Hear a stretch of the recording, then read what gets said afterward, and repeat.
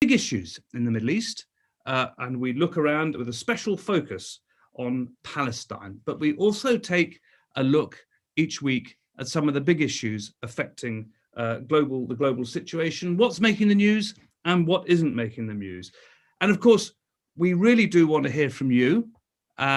Do let us know if you've got any questions, send them in, tell us where you're from, who you are, and we will be putting your questions to our special guest tonight.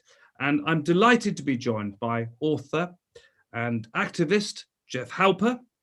I should tell you some background about Jeff. Many of you will know him, of course. Many of you will have read his books, his articles, will have followed him over the years in his activism. But for those who don't know Jeff, he immigrated to Israel back in 1973, where he is tonight. Jeff is in Jerusalem, and he taught anthropology at Haifa and Ben Gurion universities. In 1997, he co-founded the Israeli Committee Against House Demolitions, and in 2006, he was nominated for the Nobel Peace Prize. Now, we're particularly lucky and pleased to have Jeff tonight because tomorrow sees the launch of his latest book. The book is titled Decolonizing Israel, Liberating Palestine, Zionism, Settler-colonialism, and the Case for One Democratic State. It's published by Pluto Press, and the launch is being co-hosted by the Israeli Committee Against House Demolitions. And of course, Jeff will be joined tomorrow by the journalists Yasmin Alabai-Brown, and the event is being hosted by Pluto Press. So Jeff, before we come to the end this evening, you must tell us more about the event and how people can take part. And we hope that as a result of our discussion this evening and questions that will come in, there'll be people who will want to buy your book. So we want to see that. Buy Jeff's book. Jeff, I want to begin, and I really want to begin with my first question is going to be a slightly long question because we're going to try and get to the heart of it very, very quickly. Because the central thesis of your book and your argument is, in many respects, kind of slightly taboo. Not for us, of course, but for many in the mainstream media and mainstream political parties, especially in the West, it is. And there are many people who would rather not like to discuss these issues. There are some who would actually like to close down the debate altogether, and we'll get on to that. But I want to really focus on your argument. And I think it's simply probably this, that when it comes to the historic land that is Palestine, we should look at settler colonialism to provide a clearer understanding of the Zionist movement's project to establish a Jewish state in Palestine, displacing the Palestinian Arab population and marginalizing its cultural presence. Now, that's the central tenet of your argument, I think.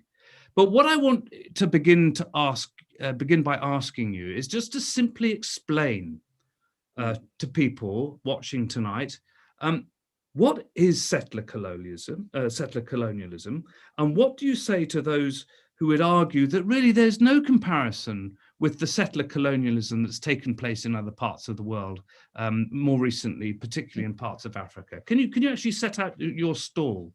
Right. Well, it's a very important term, settler colonialism. It's more than a term. It's a new paradigm, the new way of really approaching well, that's the point I'm trying to make. It's not a conflict. And I want to get away from that term. And I'll tell you why. A conflict, however you define a situation determines to a large degree what the solution can possibly be. So if you define the Israeli-Palestine issue as a conflict, it locks you into a certain kind of an approach, a conflict resolution approach. And a conflict is when you have two or more sides and they're fighting about something. And the only way you resolve a conflict is you get the sides together, they negotiate, they compromise, and they find some kind of a technical solution, and then they get on with things. But this isn't a conflict.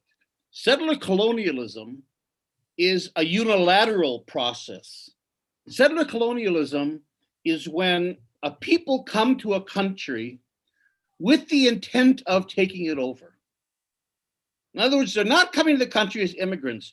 Jews came to Palestine, or the land of Israel, as they called it, for centuries. I mean, they were Jews here when the Zionist movement began, and there were no problems. They came basically as immigrants. In other words, they came, they wanted to live in the Holy Land. They integrated with the population here, you know, to one degree or the other, and everything was fine with that. There was no problem with that. Zionism was a settler project. In other words, it intended, and it said very clearly, it was all up front, there was nothing hidden, that the land of Israel belongs to us exclusively. And that's part of the problem of settler colonialism. Every settler colonial movement, and Zionism isn't actually an exception. The United States is settler colonial, Canada, South Africa, Algeria, Australia, New Zealand, Tibet. I mean, there's a lot of places in the world. In my book, I sort of get into other areas, other places as well. Much of Latin America, you know, was settler colonial in that the old form of colonialism that we're all familiar with, the British in India, you know, where the British come in, they conquer India, and they want to extract and exploit its resources and its cheap labor. But there was never an intention of India becoming a part of Britain. They never said the Indians are British, or we're going to give them citizenship, or, you know, there was none of that. That was classical colonialism. Settler colonialism is when the settlers, and it happens in every case, the settlers make up a story, a narrative, about why the country that they're coveting belongs to them. It usually has to do with God. God gave it to us, or, you know, whatever the story is. And of course, with Zionism, it was ready-made because you had the whole biblical account. So the idea was that we, the foreign people coming into this country, we are entitled to it. It belongs really to us. You see? I'm wondering, Jeff, because settler colonialism is very often associated with those parts of the world where the settlers ended up being, despite their best efforts possibly, being in a minority and remaining in a minority and eventually losing power and either accepting that or leaving. You mentioned Algeria, the French colon. I'm thinking about southern Rhodesia and Angola, where there was an attempt, by the way, by the Portuguese to assimilate Angolans into becoming Portuguese. That's right. But you do seem to draw a distinction between that kind of settler colonialism and the settlerism of the Afrikaners, the Boers in South Africa. They end up becoming the white tribe of Africa and remaining and compromising and surviving. So there seem to be lots of different types of settler colonialism. I suppose where people would come back and say, well, how outrageous that Jeff is saying this is because they'd say, well, look, yes, he's talking about these countries, but that have been settled over the past few hundred years or whatever. But actually, in Palestine, there have been Jews for millennia. So this is not a new thing. That's right. No, but the Jews coming for millennia weren't settlers. They didn't come to take over the country. They came to live in the Holy Land. That's all. That's fine. But no, there are different kinds of settler colonialism. Now, it's true in Algeria and Mozambique and Kenya and other places, the settlers were a minority, and they either stayed or in many cases they left if they were a small minority or a minority. On the other hand, you've got the United States and Canada and Australia, where in fact the settlers are the vast, vast majority. And the problem there is that the indigenous are so small and so marginalized and so powerless that they have no more chance and no more aspiration of taking over and they're not going to overthrow the United States. So in those situations, the indigenous population simply try to carve out as much as they can of a cultural realm of their own, their land, some control of land, some control of resources of their culture, but within the larger framework. Israel Palestine, or Zionism, is much more like South Africa. It's a middle level kind of a thing. And that is that the settlers did succeed in creating a state. The South African state of apartheid, the state of Israel, they succeeded in creating a political reality, a state, and so on, that can't be ignored. But they never succeeded in defeating the indigenous, like the Native Americans, for example. In other words, they never succeeded in so overwhelming them, either demographically or power-wise, that the indigenous population gave up its aspiration of having a country of its own, a national identity. So the difference between, for example, the Native Australians or the Native Americans and the blacks in South Africa or the Palestinians is that the former were small populations that had to deal with a much more powerful and wider settler colonial society that it wasn't going to get rid of. Whereas the South Africans and the Palestinians were strong enough demographically. I mean, the Palestinians are more than half the population. They're not the minority here. Before refugees come back, they're strong enough demographically, they're strong enough politically as a people that they can still aspire realistically to a state, if not a state of their own, at least a state in which they get into a sharing kind of an arrangement with the settlers, like South Africa did. So in other words, well, I mean, Jeff, kind of settler colonialism here, in which the settlers are not going to go away, as they did in Algeria, but at the same time, they're not going to become small minority groups like they did in the United States or Australia. I mean, Jeff, you'll recall that in South Africa, I mean, towards the end of apartheid, actually when it's almost at its zenith, come to think of it, but it was already dying. The apartheid regime set about creating homelands, Transkei, Ciskei, Bantustans, they were called.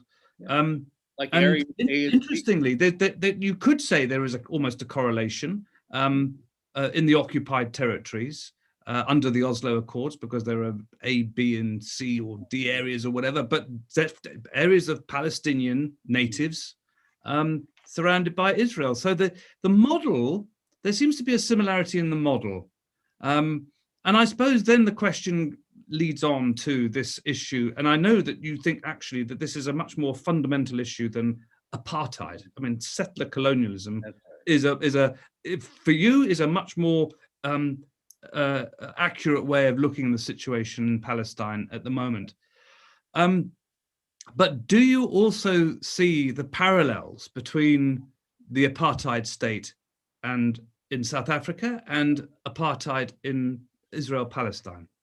No, for sure. Of course, there's an apartheid similarity. As a matter of fact, B'Tselem, which is the largest human rights organization in Israel, just came out this week with a statement that this is apartheid. That's pretty clear. Look, here you have to think about this as what I call a hybrid regime. It's settler colonialism. It's true what you're saying is the big picture. Then you also have occupation, but you also have apartheid. And it's almost like, it's like an expanding kind of a thing. Occupation is over 22% of the country. The West Bank, East Jerusalem, and Gaza, at least in terms of the international law, this is considered the occupied territory. So the problem is, if we look at this as a conflict, let me go back to my original point. The problem is the conflict makes us out to be, okay, you've got Israel on 78% of the country, and that's fine. That's legitimate. That's one side, okay? And then you've got a certain symmetry, which is a fake symmetry. And there's another side, and that's the Palestinians. And they have a right to a state too on 22% of the land. So if you're into that conflict sort of a thing, you've created a fake symmetry. You're pretending that there's some kind of power equality, that these things can be renegotiated, and that justice can come out of some kind of a Bantustan, because the 22% is really a Bantustan. So that's too narrow an area. When we talk about, and this is the problem, for example, with BDS, that's based on ending the occupation. That's a little teeny piece of this whole thing. A larger issue is apartheid, because apartheid you have on both sides of the green line. The Palestinians inside Israel live in an apartheid regime as well. Maybe not like the West Bank, because they have citizenship, but they certainly don't have equal rights. And they live to some degree under a different legal regime. Apartheid is when you have one government system, but different legal regimes for different populations. And you certainly have that in the whole country. But the big picture is settler colonialism, because that means that the whole country has been colonized. And the way you get out of a conflict is by conflict resolution, like I said, negotiating. So, you've got years and years of Oslo and Madrid and the Kerry initiatives and Annapolis and all these ridiculous that aren't going to get anywhere because it isn't a conflict. It's a unilateral. In other words, the reason settler colonialism is so important to understand is that it's unilateral, is that the indigenous population has no rights. It isn't a side. Zionism never, ever saw the Palestinians as a side with any rights of their own. It doesn't, until today, Israel's never recognized the Palestinians as a people. So from the Zionist point of view, this colonial point of view, the whole idea is, yes, we're taking the whole country. That's what Zionism set out to do. Zionism didn't set out to take 78% of the country. Jeff, I was interested in what you were saying about settler colonialism and its relationship with Zionism. Right. Because I think this is a really very Zionism was the settler colonial movement. Yeah, but it's very important because for a lot of people looking in from outside, it's a hugely complex issue, and you could argue actually that if settler colonialism is a more comparatively recent phenomena through Zionism, that would explain why, for instance, the West Bank is described as Judea and Samaria. It's part of the land that Jews want to claim exclusively for themselves. Right. My question is, though, this. We have reached a situation now in the Western media where it's actually becoming very difficult to actually discuss issues around Zionism and settler colonialism and apartheid. And in particular, we've got this consideration right now, one of the major sort of techno giants, Facebook, actually saying that it wants to include Zionism, use of, as hate speech. That's right. Which seems a quite extraordinary development. So I just wanted to get your take on that, because if we can't even talk about these issues, how are we ever going to solve them? That's true. But the first step is that we have to develop a vocabulary of our own. We have to start using a colonial vocabulary and terminology. So, for example, instead of talking about peace and negotiations and all these conflict resolution related things, we have to start talking about decolonization. The only way you end a settler colonial situation is by decolonizing. And we can get into that in a few minutes if you want to. The problem, I'll tell you what the problem is. The problem is, and in a way, it's good that we change our language, because then we can stay one step ahead of Facebook and everybody else. They can censor language that we used in the past, but they'll have trouble keeping up with us. The big problem is, look, settler colonialism is a well-known entity in the academic world. There's journals, and there's 1,000 articles, and there's books and everything else. The problem is that it hasn't yet penetrated into the popular discussion. We don't use the term for the exact reason that you started out with. People don't know what settler colonialism is. You say settler colonialism, it sounds super academic. It's not a term we're familiar with. Then you get into decolonization, and you say, what in the hell is that? Oh, well, so yeah, I was going to ask you about that. You see, when we're using terms like occupation and apartheid, then those are easily understood words. So that helps us. But they're not helpful terms in some ways, especially occupation. So what our task is, and this is a task that we should all try to work together with, is how do we translate, because I haven't found the answer yet, a complex analysis based on terms like decolonization, settler colonialism, into a language that can be easily understood by people. We have to translate Not those just terms that, Jeff, into practice, because when you're talking about decolonization and settler colonialism, I'm thinking essentially about, in my lifetime, the end of it in Rhodesia, southern Rhodesia, and it became Zimbabwe or Kenya. Essentially, the settlers had to agree to hand rule over to the majority. There was majority rule. Well, but also the use of that language would suggest to a lot of Israelis that if they're going to be described as settlers and colonialists, that actually their position in Palestine is vulnerable.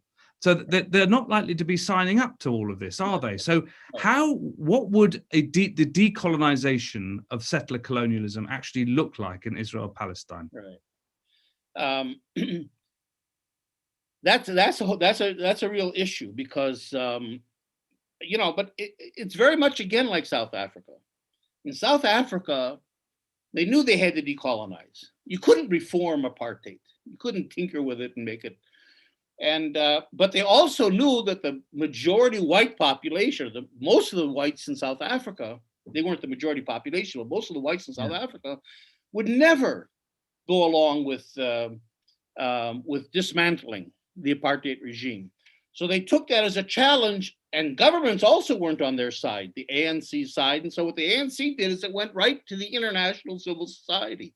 We were all involved, churches, religious groups, political groups, university groups, human rights groups. I mean, everybody was involved with the anti-apartheid struggle. That's similar to the Palestinian issue. The Palestinians know, we all know, that Israeli Jews are not going to be proactive partners in dismantling Zionism and decolonizing. And by decolonizing, what I mean is to dismantle all the structures of domination and control that exists, create a new civil society based on equal rights, equal individual rights, although you can have your own identity if you want, your national, ethnic, religious identity, but equal individual rights, and then come up with a whole new democratic state. That's the idea of decolonization. But we know the Israeli Jews aren't going to be partners in that. So what we have to do is what the ANC did, I think, is we have to go to you guys, the international civil society. And the good news here is that there's a huge movement for Palestinian rights in the world. Yes. I mean, there's all over the world, there's groups for Palestinian rights. The problem is that they're floundering because there is no political program. You can't be in a political struggle without a political program. BDS is not a political program. So we have many great campaigns against house demolitions, against settlements, in support of Palestinian rights. I mean, all over you have that, but it's lacking that focus. It's lacking that ask, that demand, the political program. And that's what we're trying to insert in the One Democratic State campaign that I'm a part of. We're trying to insert a political program. And if we can do that, and we already have the infrastructure of international support among the people, I think we could replicate what the Jeff, let me come back to you on that, on the democratic one state solution. But before I do, I just want to bring in some of our viewers from around the world who've been sending in messages and some questions, and perhaps you might be able to answer some of these questions. Wally Yazbak, he says, welcome, Jeff. Mike Martin, he said, hi, Mike. Hi, Jeff. This is Mike from Aberdeen in peace. Lenovo asks, I agree that a single democratic state is probably the best option for Palestine, Israel, but as Jeff makes clear, the Zionist intent is Palestinian erasure. How does Jeff see the Zionist mindset ever moving from his historic and ongoing separatist exclusivism? Another couple of questions. Kate Scott. Kate says, Jeff is so right that this is not a conflict of equals or anything like, but how do we set about representing that fact to our governments who continue to declare that they support a two-state solution and the general public, which generally accepts the propaganda that all Palestinians are terrorists? Michael Sumner says, I'd be interested in joining a one-state group. Is that currently possible? Well, look, there are lots and lots of other questions coming in, which we'll get to. But do you want to take up some of those, Jeff, just to be getting on with? Sure. Well, I think a couple of them I answered towards the end, but one question is, why do governments, why are they so committed to this conflict resolution thing, two states? Biden now is back to the whole two-state thing. What is there? Why are they so inflexible about that, insistent on two states, even though they know that the two-state solution is gone? John Kerry, at the end of his initiative in 2016, I think it was, basically said the two-state solution is gone. Martin Indyk, who was the American ambassador, who was the head of AIPAC, said that the two-state solution is gone, but still they hang on to it. And they hang on to it for the reason that it's a great tool of conflict management. They don't want to resolve the conflict here. Israel is their ally. I wrote another book that's called War Against the People, in which I lay out how Israel supplies the technologies of repression, military technologies, all kinds of population control tactics that it's learned on the Palestinians, biometrics and security controls and so on, to states, from the United States down to the Emirates and all over the world. Israel is one of the leading, China as well, one of the leading exporters of security and military. So it's very useful to the United States, and no politician wants to expend the political capital that you'd have to expend to make Israel somehow withdraw. You'd get into a fight with your own political party. You get into a fight with the media. You get into a fight with the Jewish community. You get into a fight with the church communities. I mean, it's a lose-lose issue for a politician. The best thing is conflict management. Let's just keep the two-state idea going and going and going. We can negotiate forever. There's two sides, that whole conflict kind of a thing. And that's why they're so committed to it, because it'll let them keep this illusion going forever. You can always say there's going to be another round of negotiations. And of course, the Palestinian Authority is playing into that as well. They legitimize it. So that's why we have to get out of the conflict resolution model and to say this is really fakey, and it's actually supporting the Zionists, and try to get into another model of this idea of decolonization.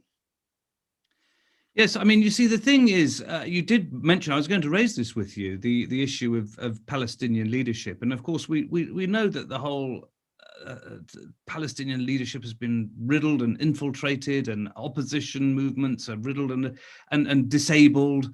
We know all of that from what you've just been telling us, and we also know that historically the Palestinians have been badly let down by many of their neighbours, and whereas the view on Arab Street is very, very different.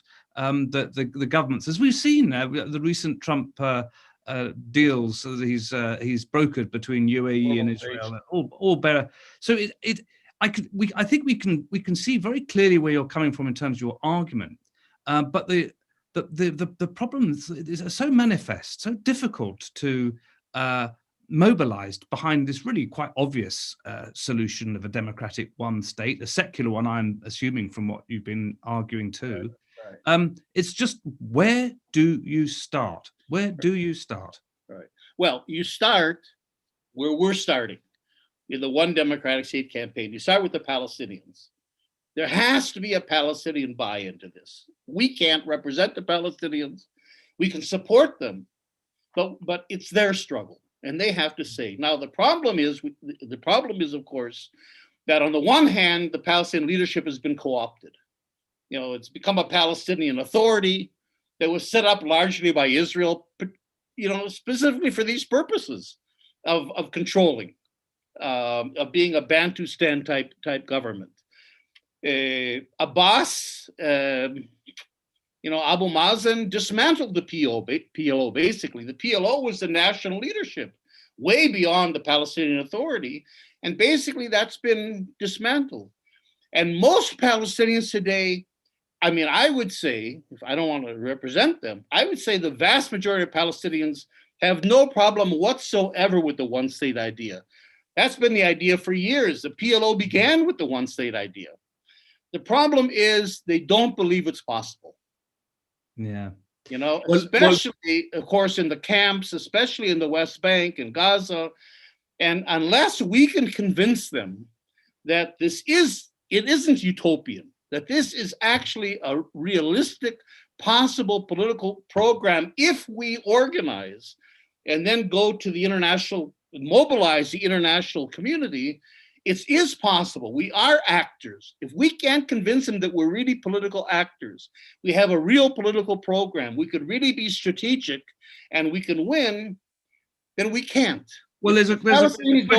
Jeff, there's a question to this end to you. This is from David Prum in the United States. Can the joint list begin to give all Palestinians meaningful representation within the Israeli political system towards the goal of giving Palestinians equal rights in a single state?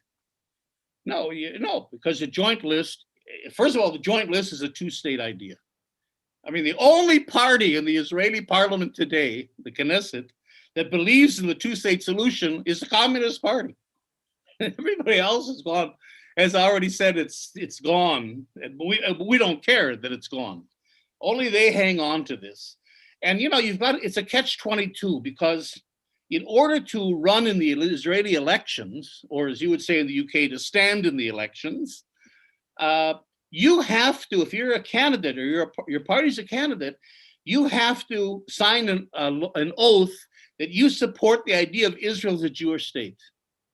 So a party that wants one democratic state couldn't run, couldn't be active within the formal Israeli political system. That's why we have to go extra parliamentary. We don't have a mechanism, a political mechanism. We don't have a party.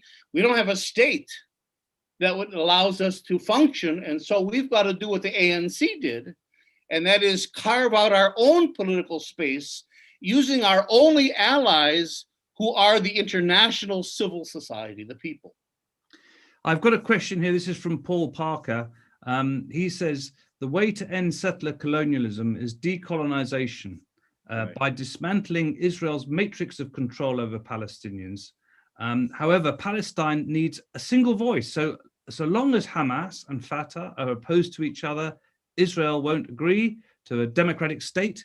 So he says, Paul says, how can Palestinians unify their government or their movement? That's right. You don't need a single voice. We forget that when the ANC was founded in South Africa, there was a significant movement against the ANC. There was, for example, the Pan-African Congress of Minnie Wendella and Steve Biko that didn't support in other words, they weren't the only voice. There were a lot of other voices. But in a sense, the ANC was able to formulate a political program that made sense, that could show the way forward that people could mobilize around. So I think we have to find a voice. And here it's very difficult because a lot of Palestinians, it's true, see the PLO as their national representatives still. But in a way, it's a myth because there is no PLO. And the problem then is we're saying, well, why can't we become like an ANC and become a civil society movement for one state? In other words, why can't the leadership come from the people up, the Palestinian people upward? And there's a certain resistance to that because their idea is, well, what mandate do we have? We're not there. There is a Palestinian national leadership out there somewhere. We have no right as the people to take that initiative. And that's one of the things that Palestinians are going to have to break through one way or another. Either resuscitate a PLO or develop a new grassroots organization. Jeff, I mean, you will have seen that Mahmoud Abbas is talking about new elections, which came somewhat out of the blue.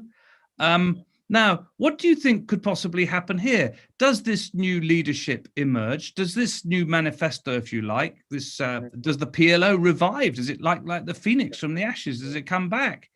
I mean, what do you think?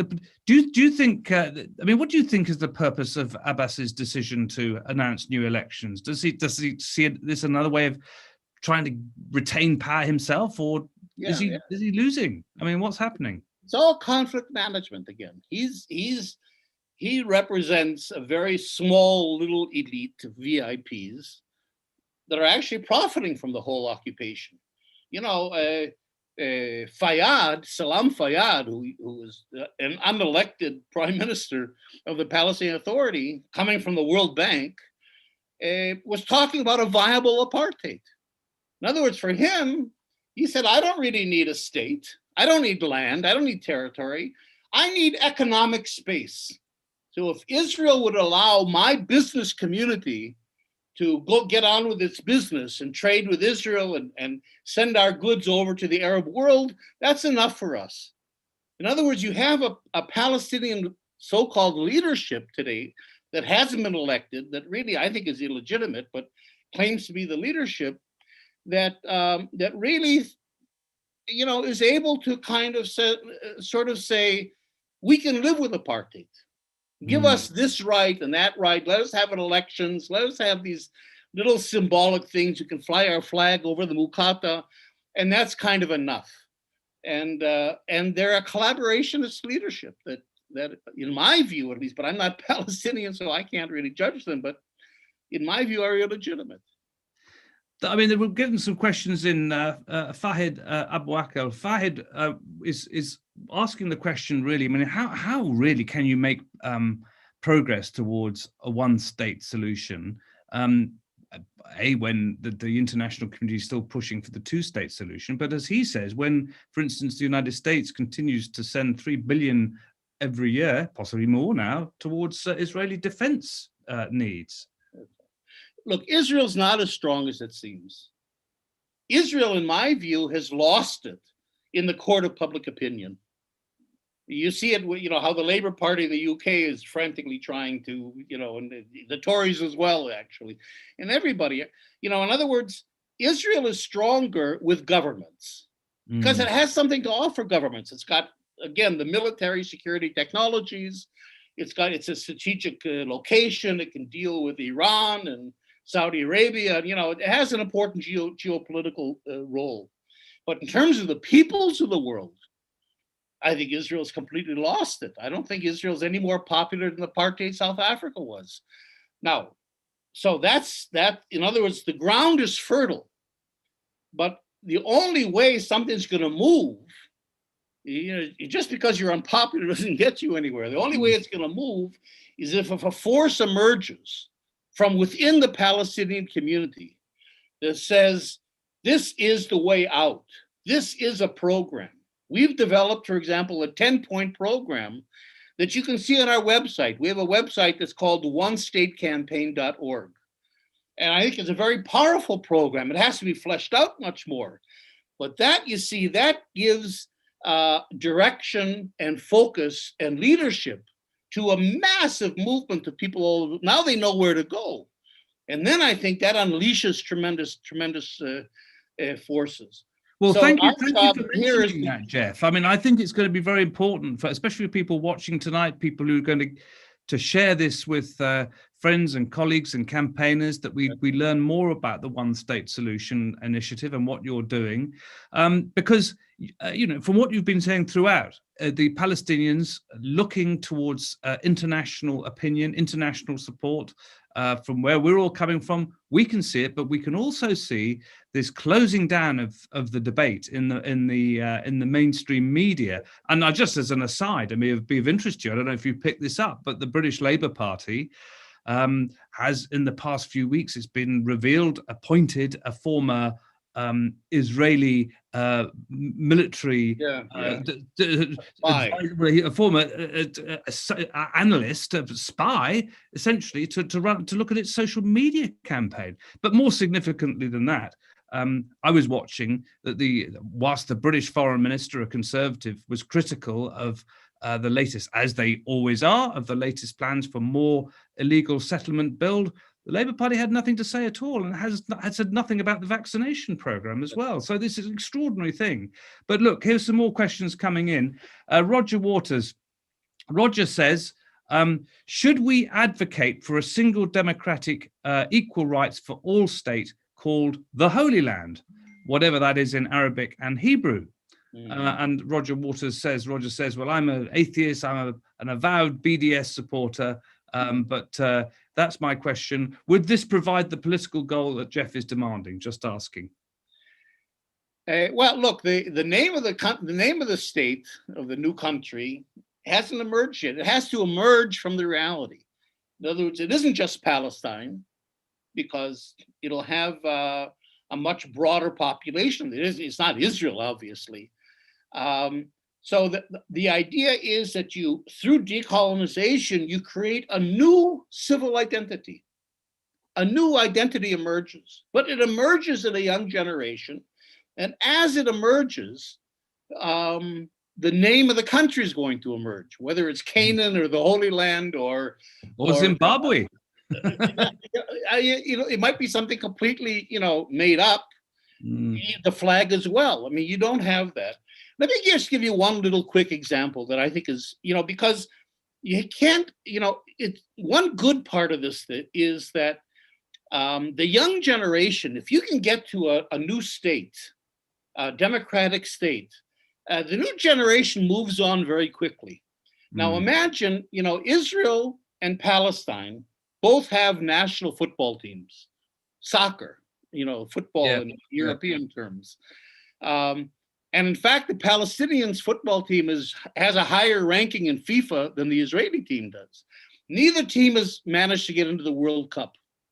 What if in the new country we have, and our players are together in a new national team, they get into the World Cup? Can you imagine what a nation building kind of a thing that would be, that everybody is now behind our national team? Those are the things that it's hard to imagine today, but those are the things that will be happening. And then I think we have to simply let this new state begin to emerge.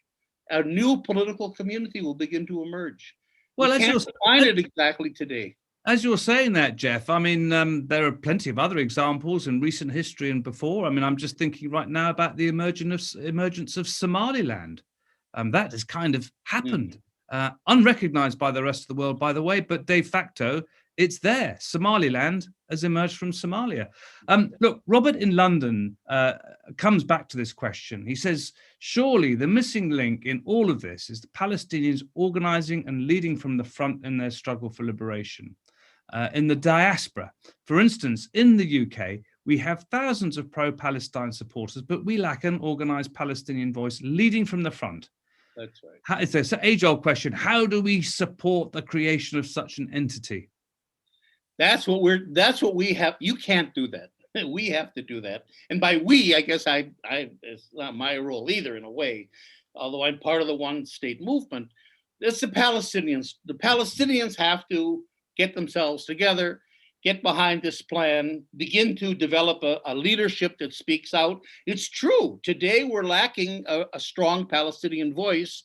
There are strong Palestinian voices out there that are writing, that are doing poetry and theater and films. I mean, there's very strong, but none of them have a political program behind them. So you can generate a lot of sympathy and a lot of solidarity for Palestinians, but it's not something you can bring to Parliament and say, this is what we demand. You see, that's the hump that we have to get over. We have to get these Palestinian voices onto a political program, and that's what we're working on now. I mean, we're trying to consolidate our base even now. Okay, some more questions and some more messages coming in. Lenovo says, really important, Jeff, a point Jeff makes. Israel may have the support of many tyrannical governments, but increasingly tyrannical governments, but ordinary people more and more disillusioned with mass media can see the reality of apartheid. And John Dinnan says, good to see you, Jeff. Wally Yazbak says, spot on, Jeff. I would cheer for the joint national soccer team. Michael Sumner says, the one state campaign does not seem to be something one can join. We'll come back to that. You can tell people if they can. Linda Ramsden says, also, see the website for ICAHD, www.icahd.org. We have interviews with Palestinians who call for one state, plus links to webinars with Jeff, who discuss that. People are going to be seeing more of you tonight, Jeff. What Wally says, Abbas must retire. And Linda Ramsden says, add your name to the call that's come from the ODSC, the one state campaign. There we are. Right. So can people join the one state campaign? They can. We're just in the process over the last couple of years of organizing. You know, the fact that it took us a couple of years to formulate this political plan is really an important step forward. It's a real good plan, I think. And now we're trying to consolidate ourselves among the Palestinians. But you can join. Again, we have a website that's called the onestatecampaign.org. Mm-hmm. And you can join through that and endorse our political program. That's really important. But you can also write to us at contact@onestatecampaign.org. And we'll send you a membership form, or we'll be in contact with you. So certainly you can join. And, and then we're in the stage now where we're trying to get groups abroad to begin to do work for us as well. So we're just in the beginning stages, but certainly you're welcome to join us. Well, Jeff, this isn't about, teaching people to suck eggs and what have you, but, when the anti-apartheid movement really took off internationally, it did so with the support of, some prominent people in the churches, in the trade unions, in politics. We've got some wonderful prominent people here, by the way. Roger Waters doing a great job out there. We've got some great people out there who are already known as influencers. But isn't that the big next hurdle? Because you talked about Arab Street, you've talked about international opinion, you talked about young people. All of that is all true. But what we don't, and you've also talked about your program and what it takes to build a movement. But what we don't really seem to have are those some statesman-like figures from around the world who people say, oh yes, she thinks it's a great idea, I'm going to get behind it. So how are we going to get more of these people on board?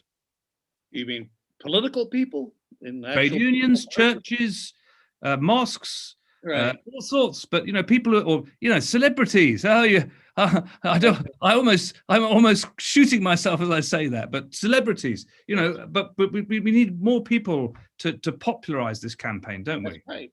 Well, I mean, Roger's been doing some great stuff, but he was a part of what was called the Russell Tribunal on Palestine. Mm-hmm. A couple of years ago. I spoke for them as well in South Africa. They managed to get together a good number of celebrities, both political and popular celebrities and thinkers on the Palestinian issue. Unfortunately, it didn't continue. It sort of had it accused Israel of apartheid and proved it was an apartheid regime, and then kind of dismantled. So I think we have to find these sorts of forums where intellectuals and figures can begin to plug in. They exist. I mean, the churches are there. I mean, Fahed here, was the moderator of the Presbyterian Church in the U.S. The Presbyterians, the Methodists, the Church of the Brethren, the Quakers, other churches have come in. Certainly, there's a lot of human rights organizations, political organizations. There are people that are mobilizable. What I'm saying is the only way you can mobilize them in a coherent, long-term strategic way is if they have a political program to advocate for. Yes. Without that, all they're left with, I mean, we've always favored BDS. We were in favor of BDS before it was called BDS. The organization that I come from, which is the ICAHD, the Israeli Committee Against House Demolitions. The problem with BDS, it's a tool. It's not a standalone kind of a thing. It's a strategy. BDS isn't a political program. And so it has to be connected to a political program. And some of the people that are heading the BDS campaign are resisting that. They're trying to keep it as a standalone sort of a thing. And I think that's counterproductive and even self-defeating. So we've got to bite the bullet, get behind a political program, and then everything we're doing, we should keep doing. BDS, campaigning, singing, and lobbying in parliaments. Everything that we're doing is important if it's connected in the end to a political program that we're moving forward. Otherwise, it's just a lot of protest. Jeff, you've made that point consistently all the way through. But there've been a number of things that have been happening recently that actually have moved the debate in a very different way from where a lot of the Israel's the Likudniks would have liked it to have gone. And that's B'Tselem, the prominent human rights group, talking about an apartheid system in Israel-Palestine, but also, interestingly, taking its arguments into the universities. And this really elicited a reaction from the government and from Prime Minister Netanyahu. They really did not like that. Now, for all that you've been talking about in terms of the political program, the actual idea of one state, this is really powerful stuff to be taking into universities, surely, and schools in Israel, in Palestine, amongst Jews, amongst Christians, amongst Muslims, and getting it out there. And that's something, it becomes unstoppable then, doesn't it? It does, but it's not very easy, because don't forget in Israel, whether you're the Jewish community or the Palestinian community, the government won't allow you to do that. And if you're in the West Bank, the Palestinian Authority is not going to let you do that either. I mean, they're no more friendly towards the one-state solution and civil rights initiatives than the Israeli government is. And that's the problem we really have is, it's very easy to talk. I mean, I'm privileged. As an Israeli Jew, I live in a democracy. Israel's a great democracy if you're Jewish. So I can speak out and I can yell and I can be on the street corners and I can do this and that and advocate. For Palestinians, it's much more difficult. They've got 1,000 things to think about. They're very vulnerable. Most of them are barely surviving. There's a lot of sanctions that they face, whether it's from the Israeli government or from the army or from settlers or from their own Palestinian Authority. So we really have to cut them a lot of slack. I mean, I'm not trying to say that the Palestinians are holding back. I think there's a lot of reasons that are holding them back. And I think it's a process. But it's not as easy a process to, for example, if a Palestinian organization would say we support the one-state idea, they would be cut off financially, not only by churches in the UK that support them. You can't say apartheid anymore. It's even getting hard to say occupation and still get funding. The UN cuts you off, the EU cuts you off. Well, this is it. Jeff, this is true. Now, I wondered if I could just take you, because this is you touched on it just there. A question from Alex Bustos. He says, "Hi Jeff, great to hear from you tonight. In the South African struggle, the national movement was divided, but Mandela and his close allies in prison were able to unite many Black South Africans, despite how divided the liberation movement was and the obstacles outside. Could imprisoned Fatah member Marwan Barghouti, who has remained fairly popular among many Palestinians, be someone who could do that, be like Mandela, if you like? And if so, do you think he would embrace the one democratic state campaign?" You'd have to ask him if you could get to him. Look, the problem is, Marwan is a very brave person, and he's really paying the price for his convictions. And he is one of the few Palestinian political leaders that, it's true, does have that transcendent kind of an appeal. He goes way beyond Fatah and the left and the right and within the Palestinian. He has that ability. So far, he's proven himself basically a loyal Fatah person. In other words, he's still committed, as far as I know, to the two-state solution. He hasn't disconnected in any way from Abu Mazen and the PA. And so I think right now there's no indication that he would be willing to do that. He could very well be a Mandela-type figure. But I think, I don't know. I don't know what's going on in his mind, and certainly I could never judge him in his situation. But right now, there's no signs that he's willing to make that transition. Right, we're running sadly towards the end of the show. We've only got a few more minutes left. I'm just going to just look at and put some final questions and points to Jeff from you all out there. Chet Johnston says, one state seems to be a good initiative with potential. However, if it is gathering momentum, it must hope to be a major pressure on all parties to make them comply. But is this still colonial thinking, defining a solution that Palestinians have to get on board with? So perhaps you could look at that one, Jeff. Wally Yazbak, he says, thanks, Jeff. You're the face of justice amongst Israeli Jews. God bless your heart. Roger Waters says, things have changed. 14 years ago when I joined BDS, you couldn't say the word apartheid in the Israeli context. Now you can't join the conversation without saying it, because it's a fact on the ground, whether the UN or the EU or churches like it or not. The trade union movement is with us. Thank you, Jeff and John. So look, we are coming towards the end. I mean, Jeff, it's been a fascinating time spent with you today. We're very grateful because I think my gut feeling, sadly, we can't see everybody who's joining us from around the world, but I suspect an awful lot of us feel quite beaten back, because we are being told that we can't debate this and we can't debate that. And I have a horrible feeling that if you were here in Britain and you were a member of the Israeli Labour Party, a member of the British Labour Party, you'd probably be in the process of being expelled. That's right. So this is a terrible situation. With my friend Shamak over. Yes, absolutely.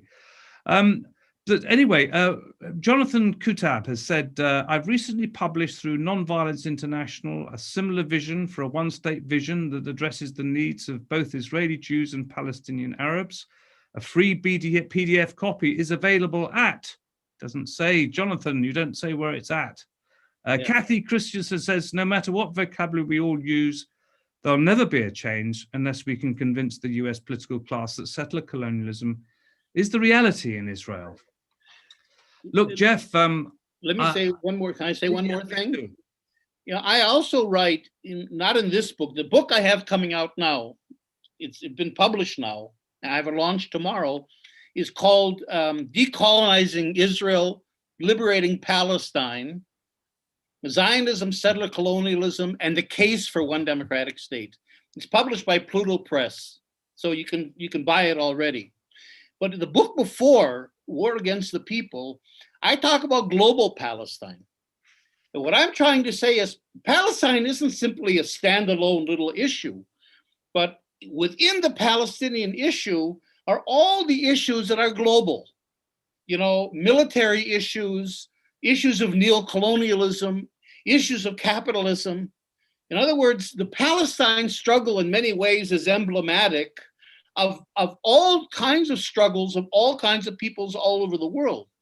And so I think that's something we have to emphasize as well, is that when you go to, now the Keystone Pipeline is in the news because Biden canceled it.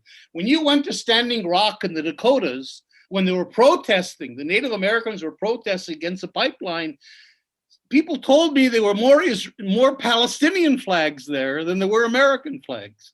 Palestine's become emblematic, and we can use Palestine beyond the Palestine issue itself. We can use it as a way to get at bigger issues. That's what I tried to do in War Against the People. Show how Israel's use of Palestine as a laboratory for developing military and security technologies and then exporting them to your countries, how that's a part of a global Palestine. So if you're in Ferguson, or if you're in London, you're on the receiving end of Israeli policing technologies. So I think this idea of global Palestine is something we should elaborate more and more. Well, thank you very much for that, Jeff. And just before you go, the official launch of your book is tomorrow. How can people take part in that? How do people take part in your launch with Yasmin Alabai Brown at Pluto Press? I don't know. Pluto's put out an Eventbrite thing.